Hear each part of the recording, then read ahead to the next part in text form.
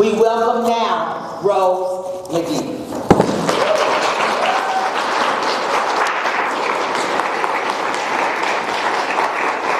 Thank you. Oh my goodness.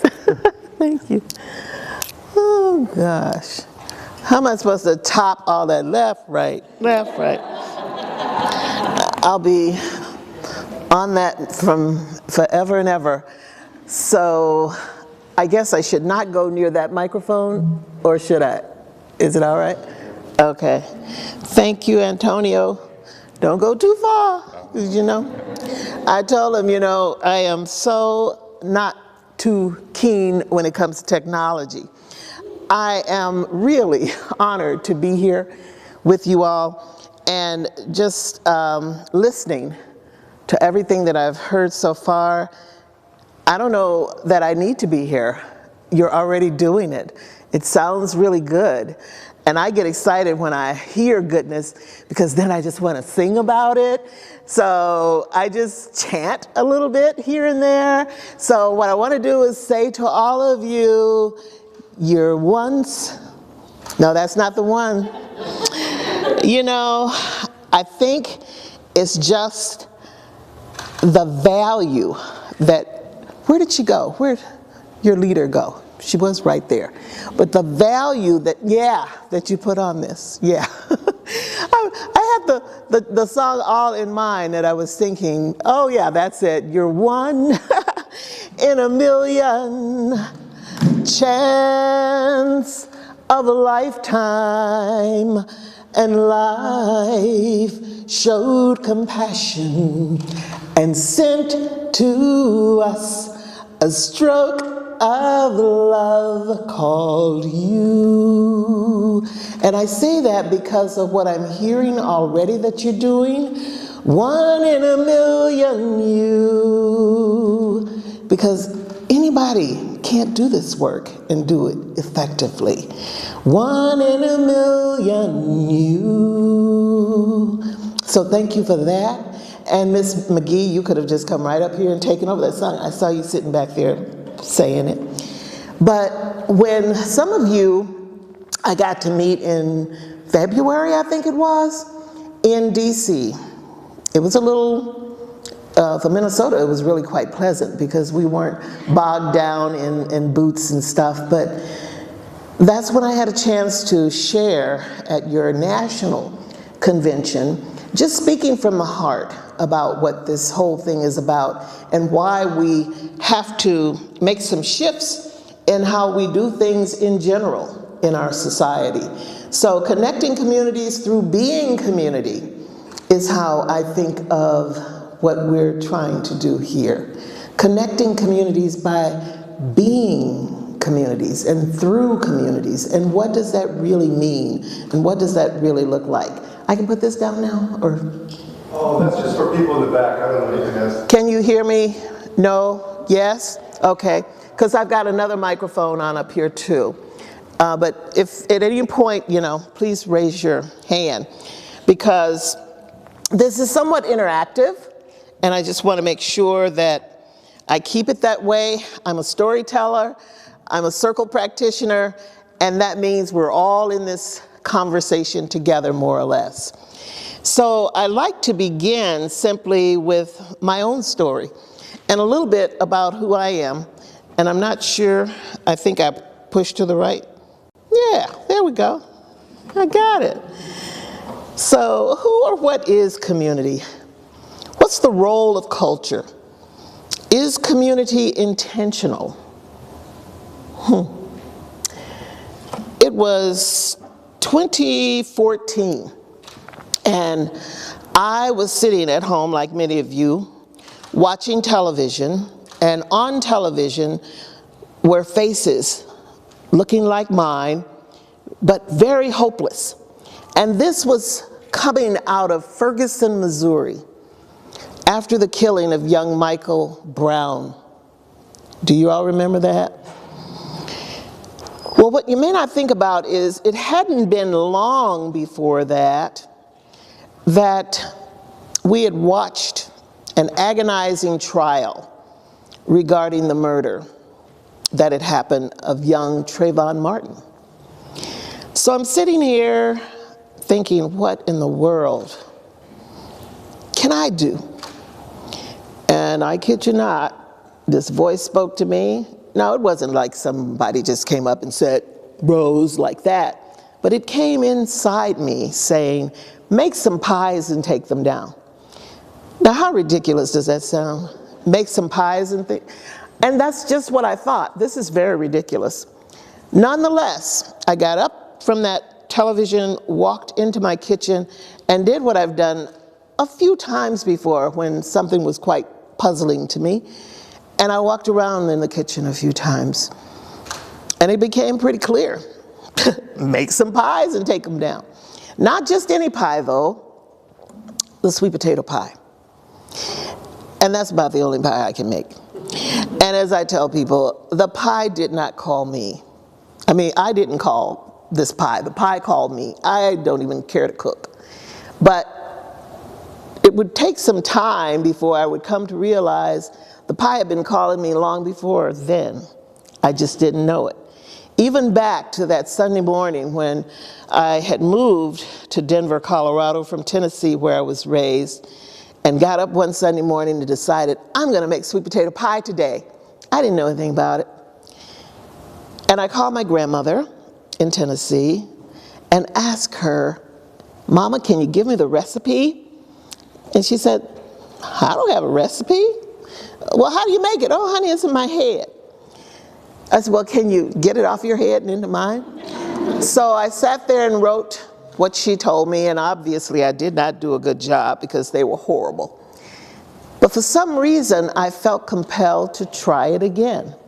And this is how it went. And eventually, I had people asking, you know how it is when you have a family gathering or a community gathering of some sort. You bring the potato salad, you bring the fried chicken, and they'd always ask me to bring the sweet potato pie, and so I started doing that.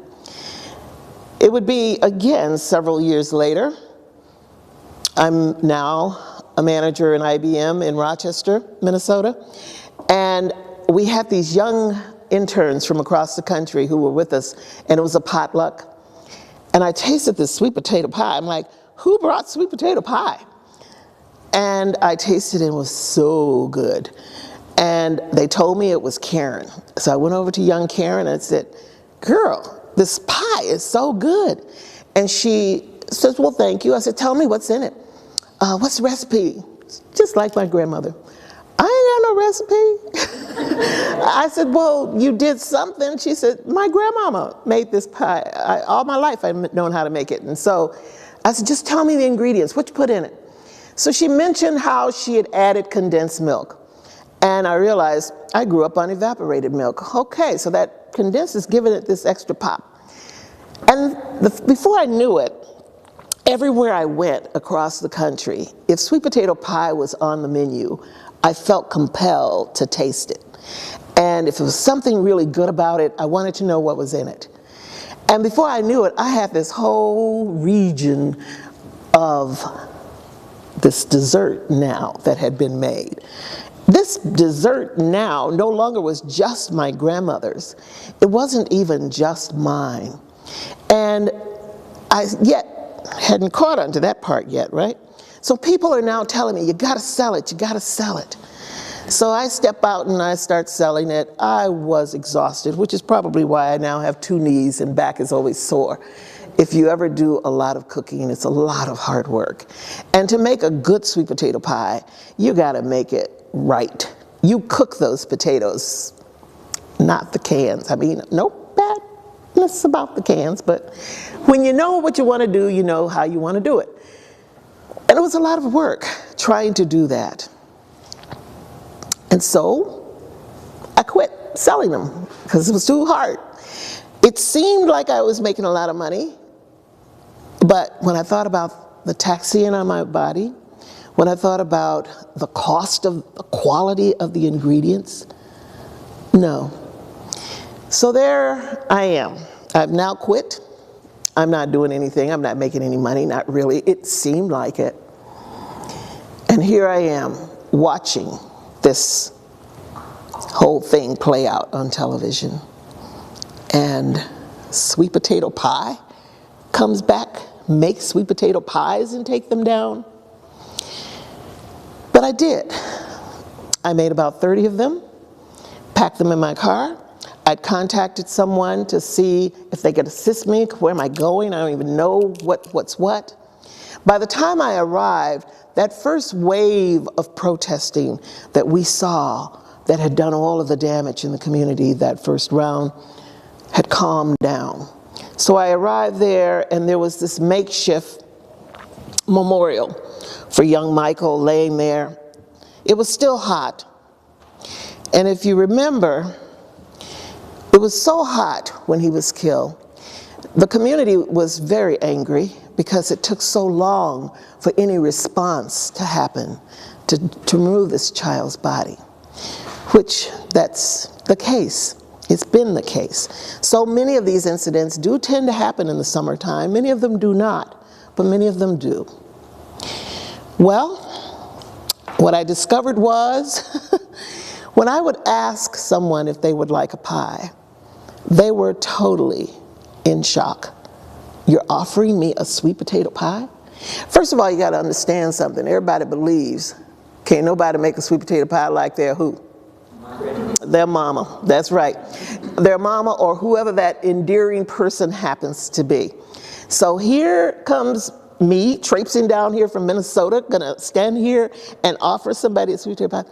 But you know, the young person who I offered it to first, she was a friend of Michael's. And she looked at it and opened up the box, and the aroma just came out, and it was pretty with the hearts on top. And she said, I don't believe this. It's so beautiful. And then she just fell in my arms and started crying. She was a friend of his. She was fussing at him, which is what drew me to her, because she wanted to know why he hadn't stayed home that day. If you'd just been home that day. And that's what you'll often hear mothers say. You should have just been home that day. Why couldn't you have just been home that day? And then on the other hand, why did you have to be home that day? There shouldn't have been any problem with you being where you were. You were innocent. So I left Ferguson after having given out those pies to everyone who I ran into, and it felt like that's who I should offer the pie to. And I would ask if I can gift you the pie. I didn't just go up and say, here, take it. And I realized I got troubles at home, right in Minnesota. I live in Golden Valley, right on the edge, first ring suburb of North Minneapolis that gets all the bad rep. And we've got it all over the place, right? And I contacted my mayor and said, what can we do to be proactive? Because heavens forbid, this could happen right here. Let's face it, this stuff is happening everywhere. And that's why and how we began what we call as a tribute now over the Martin Luther King holiday weekend. Volunteers come in and make the number of pies that Dr. King's age would have been. So this being 2023, how old would he have been? Anybody? It's all right. You can guess even if you're wrong. What did I hear? 96. Not quite 96. Yes, ma'am, back there. What? I'm sorry, I can't hear. They can't hear you. Oh, you can't hear me? Okay. All right. So, volunteers come together, make the number of pies that Dr. King's age would have been. It is now 2023. How many pies did we make in January? 100? 92. That was close, 92. 94. He would have been 94. He could be alive, you know. 94? So, then I believe it was 84, I suppose, to 80 something, because it'll be 10 years coming January, I can't add. But that's what we did, and what happens to those pies? People come, they make the pies, the next day they sit at tables just like you, they listen to each other. They tell stories about who they want to recognize in the community for what. And then after hearing each story, they decide among themselves who should take the pie. And that's how those pies go out into the community. So what do I do now? I don't sell them anymore. I give them. And I don't protect the recipe anymore. I gift it. Anyone can have the recipe. You can go online and find it anywhere. I say all that to say I didn't have this in mind for myself. Communities are built on things that come from the heart. And when we think about what we do every day, it makes a difference in the responses that we get. So if we're making something and we're gifting it from the heart in the right way, it will be received accordingly. It was beautiful to hear some of that information and the data, and I thought back, my goodness, Philando Castile's mother. That's why. What? Do I need to say the rest? That's why what is now. Those free lunches in schools, you know where it came from? Do you remember when Philando was killed? What was his job? He was a school lunch person. What did his mother do? She decided, Valerie Castile, that I am not going to let my son's memory go down in vain. I'm not going to let his name be drugged down this way. These, for many of you, are the children you're serving, the families you're serving. It doesn't matter if they are brown, black, red, yellow, purple. They're still human beings and often marginalized. And with that comes the stuff that resides with them at home, in their communities. And there's nothing worse than being treated invisible, or nothing worse than us showing up as though that stuff doesn't exist. So when these young people have been killed, murdered, it's beautiful when somebody takes up the mantle in a way that is now able to make it better and different for the next. So yeah, it was beautiful. It's beautiful to see that every child in Minnesota now does not have to be hungry when they go to school. They don't. And I think Philando Castile's memory and his mother's persistence deserves a hand right now.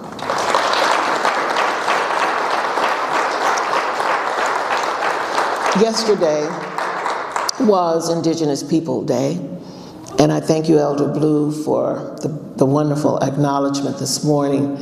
Right in Golden Valley, I was there as Elder Roxanne Gould and her husband, Jim Rock, did the ceremony behind the Golden Valley Library. All these years I've been living in Golden Valley and did not know that the Bassett Creek ran right behind the library until yesterday. And to go through that ceremony was remarkable for me and certainly those who were in attendance. How much do we really know about our communities? Do we go into them and we do what we're doing and then we go back to our homes and we don't even think about it? Do we do that? Or do we spend some time really understanding the community? Do we do that? I say sometimes, I'm not sure if it's this slide or another one, I only have a few. Sometimes we take the bag of groceries, whatever it is, I'm just using that as a metaphor. Here, you got it. Here's a little teaching now. Make sure you follow these rules about your nutrition. And then we're gone. But who is it that we are communicating with? Who are we connecting with? Who are we really paying attention to? Do we connect with the eyes? Do we meet the eyes of these families when we're serving them? Do we take time to listen? I'll do a workshop later today on Story Circle. Been doing Story Circles for years, and it amazes me still how often I look around our communities and I wonder why we don't do more of this in a way that's authentic, in a way that we're genuinely listening, so that when we get up from that circle, we leave with this commitment that resides within ourselves that says, I'm going to operate differently. You know the thing, you hear it all the time. I'm going to walk the what? Walk the talk. I'm going to walk the talk. It's no good just to talk. Self-awareness. Who we are is where we come from, but do we stay there? We often bring in what we don't know. Is that a good thing? Moving in or just taking up space? I want you to think about that for a moment, and I would like, if anyone is brave enough to, is just to give me your response. What are you bringing? And what does it mean to you when you hear about somebody just taking up space? Anybody brave enough to talk about this? Can I get a response? People in the back, you can hear me, right? I'm patient, I can wait. Comment? Anybody?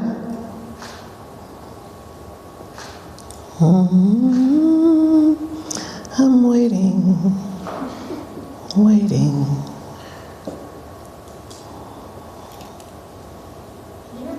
Okay, I see a hand back there. It's up there, isn't it? Who we are is where we come from, but do we stay there? We often bring in what we don't know. Is that a good thing? What does that mean? We often bring in what we don't know. Moving in or just taking up space? So either one of those that you want to make a comment about is good. What's an example of that you may see? What's an example of that you may have been, but you don't do anymore, and now you know how to change it? Can you meet me halfway, Miss Charmaine? Thank you. So we don't have to be so far back. Give Miss Charmaine a hand, because she's one of the people. Well, you can give her a hand, or hopefully, because she's one of the people who's responsible for my being here today. I was just going to answer the first one from what I see and understand. Who we are is where we come from, but we don't stay there. And I think it denotes growth. If I'm just coming from somewhere and staying there and not learning or growing, then what good am I doing? Right, exactly. Thank you. I appreciate that. Thank you so much. Give her a hand. Thank you. And to follow up on that, we often bring in what we don't know.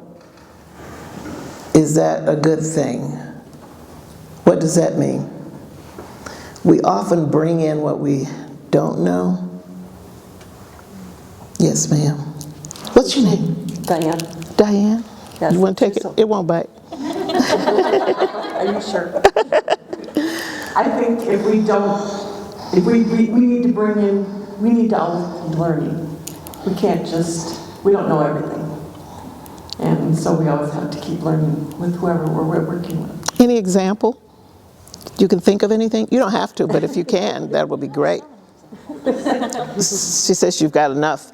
A lot. So, I mean, she says you've got so many. See, this is what happens when people talk for you. That's right. You pass the mic to them and say, okay. I think when we, this whole you don't know what you don't know, but that leaves a lot of room for unintentional harm. And coming in and not knowing something in a space, but acting or taking up space like we do, or we have a solution, can be really harmful. I think one of the ways that I try to work on that is by being a listener first, and of being passionately curious and deferring to the expertise of people in that community. I know that resonates with a lot of folks and a lot of the way that we try to do programming. But I think like the great example from working in food shelves, where we had, you know, the story of a woman who was, somebody was helping her move out of her home or her apartment, and this woman had tons and tons and tons of pancake mix and tons of syrup. And it was like, oh my gosh, what are you doing? Why do you have so much of this? Well, every time I go to the food shelf, they give it to me. And I don't like this, I don't like this. There has to be a better way. And I know a couple of our partners here from that, but listening to the people who need it. What's your name? I'm Laura, and Liz here, I continue to use the pancake story. It really resonated with me. And so you guys stand up because you guys are the founders. Come on, They gave you the microphone. Susie? Was it Susie? Thank you, Susie. Give Susie a hand, too, for stepping in here. Oh. Thank you for that, the pancake story. See, the folk out at Paisley would love the pancakes because, you know, they cook pancakes, you know, the Paisley part in Princeton. Yeah, okay. All right. So I have a more positive look on that, bringing in what we don't know. Wonderful. When we are looking at this common schedule and looking at the breakouts, we're choosing one.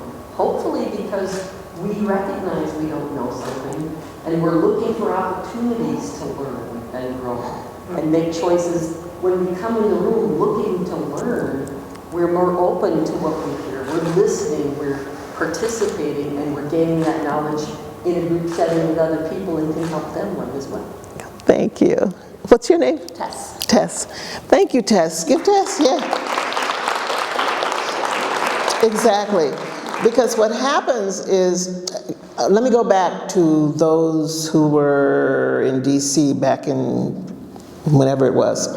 So they heard, they got excited and said, yeah, we got to bring you here. And we have resources that many of the other states do not.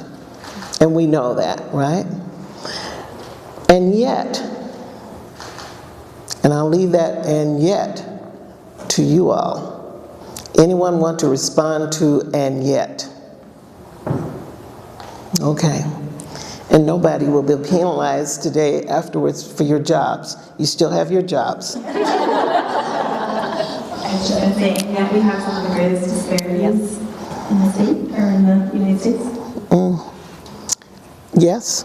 You want to talk to that do you want to talk to that a little bit? I think that shows that we still have a lot of work to do and a lot of things to improve upon. Even though we might have the perfect package, it doesn't mean that it's working for everyone. Thank you. What's your name? Beth. Beth. Give Beth a hand too.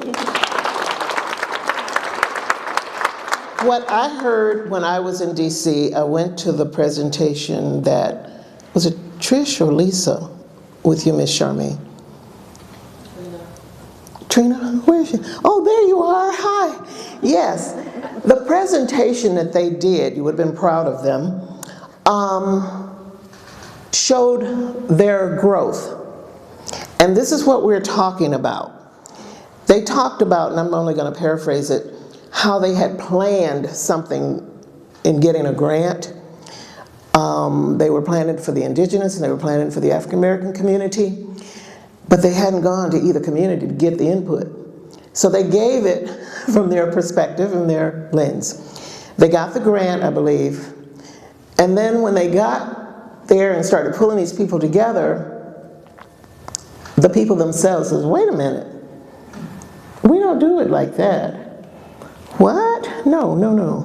So even something that sounds as simple, and I think you even mentioned that when the grant was submitted, was it the Minnesota Department of Health, was so excited about it even that they had some input, which was one that's very unique, pay these people for what they're worth. Because we come at this from some lens of something that says we should only do this little bit here. And yet somebody had the wherewithal to say, So I say that to say, as you're going about whatever it is that you're going about, to be sure and include things for the value that it's worth. And if your value isn't exactly what you understand how it should be, then ask somebody who can tell you. Is that what they say? Then you better ask somebody, okay? So just want you to think about it from that perspective as you go along, because if not, you continue Minnesota to be Minnesota nice, but not the way many of us think of Minnesota nice as being. And how many of you know that many of us don't see Minnesota nice as being Minnesota nice? All right, Elder Blue says she does. That's the only hand I saw. Is that the only person here who know that? Okay, so truly, sometimes we have to look at ourselves very closely in order to understand the reality. Because you wonder why people don't want to show up. You wonder why they don't like this. I couldn't believe listening to some of the stories in Circle at another place that I won't say. And it's like, they shared how they simply were not bringing the kind of food that those communities could relate to. And you have to go with people where they are. And then you help them to understand some things, right? I'll never forget, it was something that the American Heart Association put on.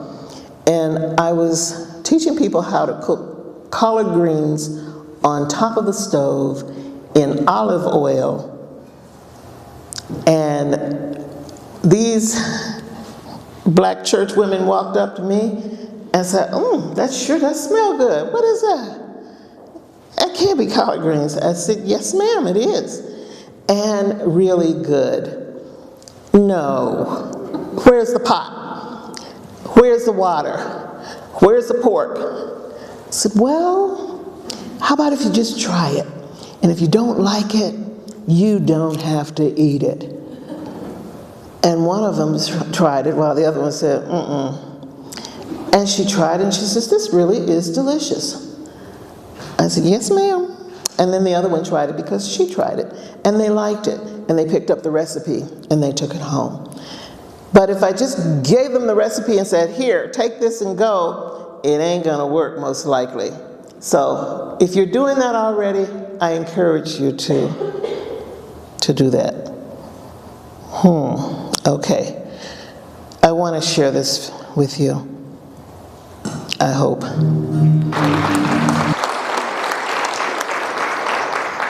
And that's the school district that I live in.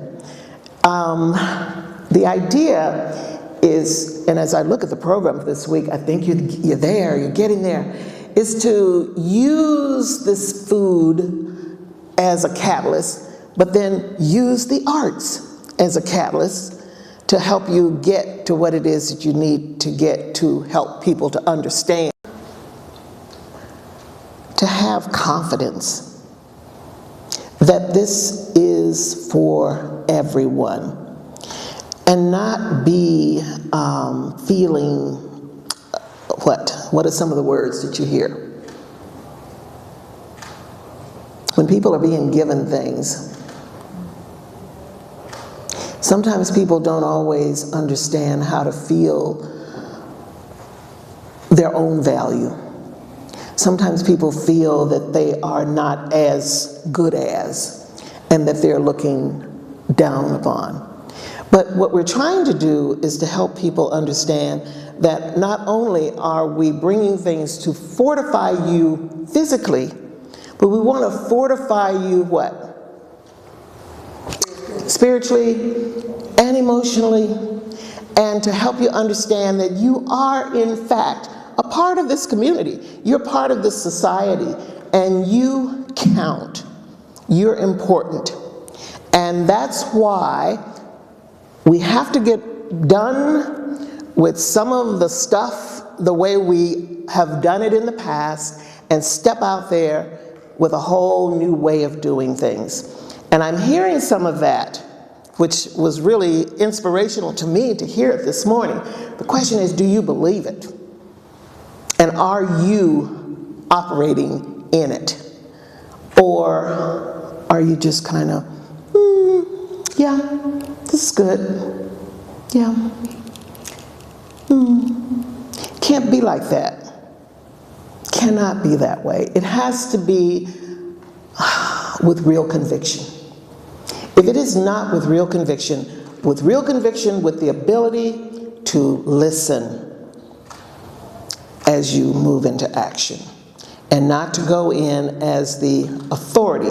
Now, mind you, you're going in with your level of expertise, and that's good, and that's needed, but not as the savior. Not as that one who's coming in to fix it. So, does that make sense?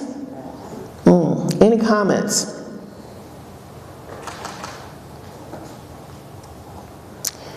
Who are, think about it yourself, and you would say, I'm probably the one who's been at this the longest. I want to hear from you. Who is that? Who would that be? Somebody who's saying, I've been at this the longest. And right here, which one of you want to say, I've been at this the longest, and I honestly have to say that I've been at this the longest, and I honestly have to say that I learn every day. Just a second. Tell us who you are. My name is Rosie Gonzalez, and I've been with the program for 27 years. And there hasn't been a moment that I did not learn from partnering in the community, from my co-workers, from the audiences that I work with, from the diversity and the cultures that I am involved with. So community engagement is very important for our program.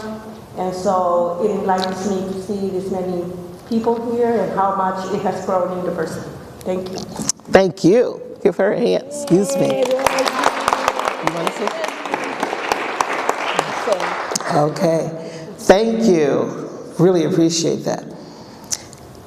I want a younger person who's been at this and think that, I've probably been at this most likely less than anybody else. And I'm in this now because, who's that?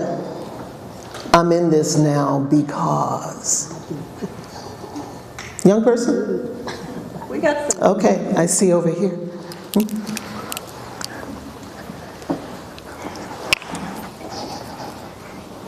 Tell us who you are.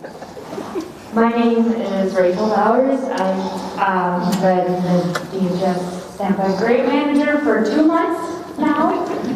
And I am in this because I believe that food is more than just nutrition. You know, I paid a lot of money to learn a lot about nutrition. Food is more than just nutrition. It gives life, it gives community, and it's our foundation. So I'm just so grateful to be here with you. Are you right out of college? No. No? No, I have been in the field for a while. Okay. I'm new to SNAP. Wonderful. And tell me your name again. Rachel. Rachel. Thank you, Rachel. Give Rachel a hand. Wish you the best. Thank you so much. Well, I think you all know what to do. You have all the answers, right? Nope, not one. No. So what's missing? Love. Oh, love. That's the secret ingredient. Anybody else? What else is missing? And when you say love, gosh, that's a lot. You're right. That can be unpacked there. Anybody else? What else is missing? Humility. Sweet potato pie. Definitely. Did I tell you that I consider the sweet potato pie to be the sacred dessert of black culture? Now keep in mind, I'm from the South, and you know what white people say? Oh no, honey, it's the sacred dessert of our culture too. And I'm all right with them feeling that way. I am, because it's okay. When those murders happened at Mother Emanuel Church in Charleston, South Carolina, those were black families. 13 were shot and 9 died. So I knew culturally, AME, African Methodist Episcopal. I grew up CME until the late 50s. It was colored Methodist Episcopal, and then it became Christian Methodist Episcopal. Well, even so, I didn't just go down there with the pies. I contacted them and asked if I could have permission to bring them. And I was told by this woman, yes, you may bring them down. And a few days before we got ready to go, I called back and I said, I'm just calling to check to make sure, and I haven't talked to the pastor, and I know it is important to speak to the pastor, duh. You know what she said to me? Our pastor was killed. All of our pastors were killed. And our administrative office is saying, bring the pies down. And then when the killings happened at Tree of Life Synagogue in Pittsburgh, I didn't know what to do, so I contacted my friend Wendy Goldberg and said, I really want to respond to this. And she said, I got it.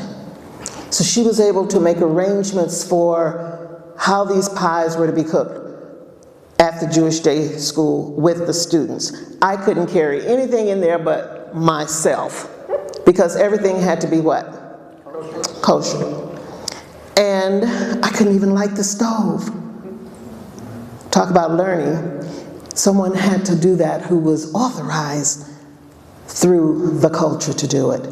After each pie was cooked, the rabbi had to come in and seal each box and pray and bless over each, so that those on the receiving end would believe and have faith that they were kosher.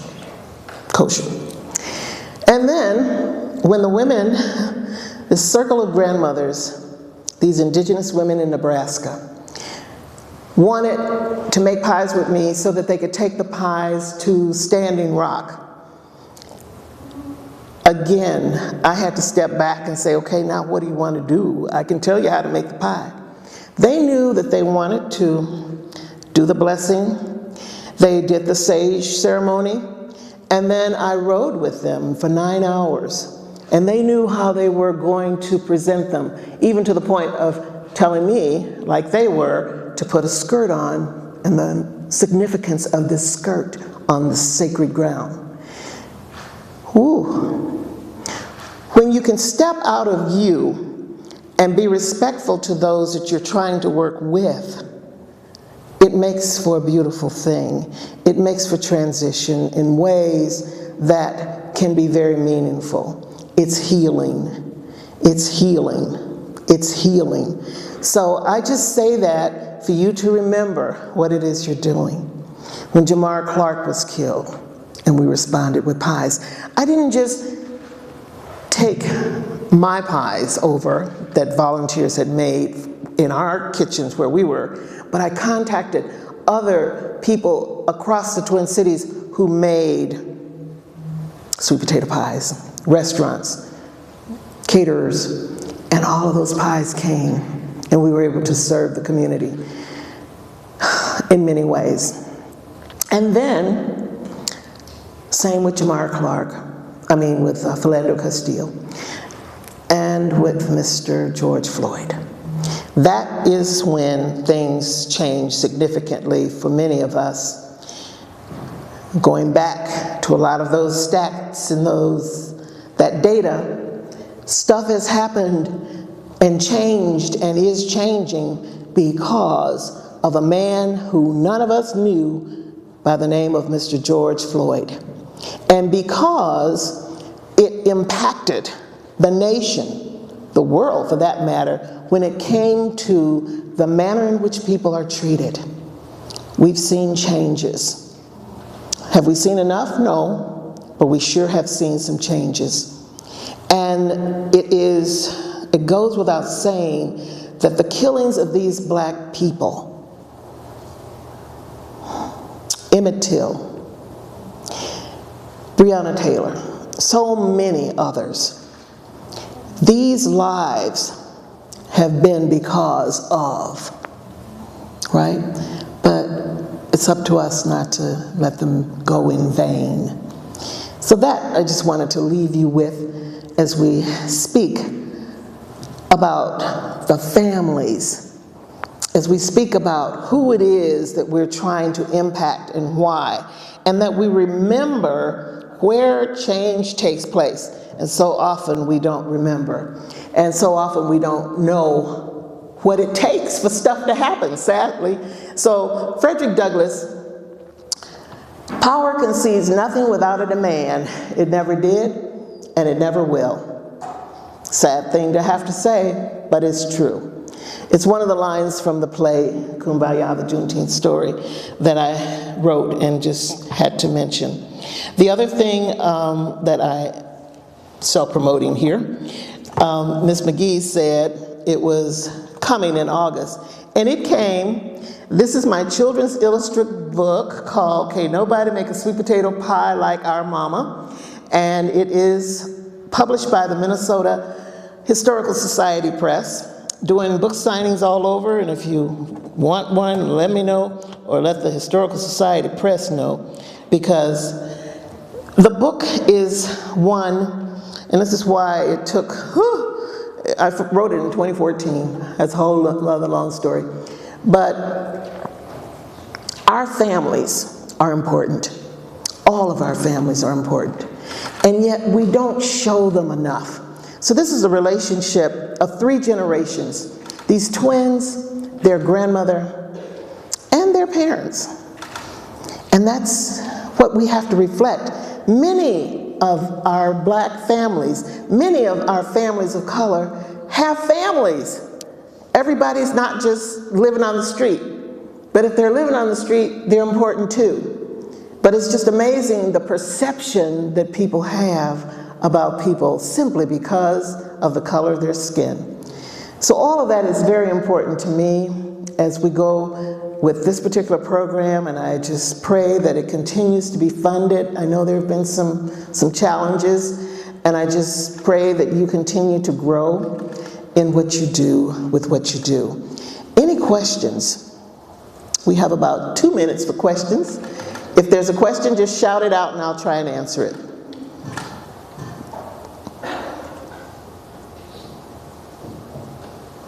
No questions? Well, I hope I get to see some of you in the workshop in a few minutes so that you can take the practice of Story Circle with you wherever you are and whatever you do. Imagine all the people. Imagine if you can. Imagine all the people living life in peace. I love it when people do that. You may think I'm a dreamer, but I'm not the only one. I know someday others will join us, and the world will be as one.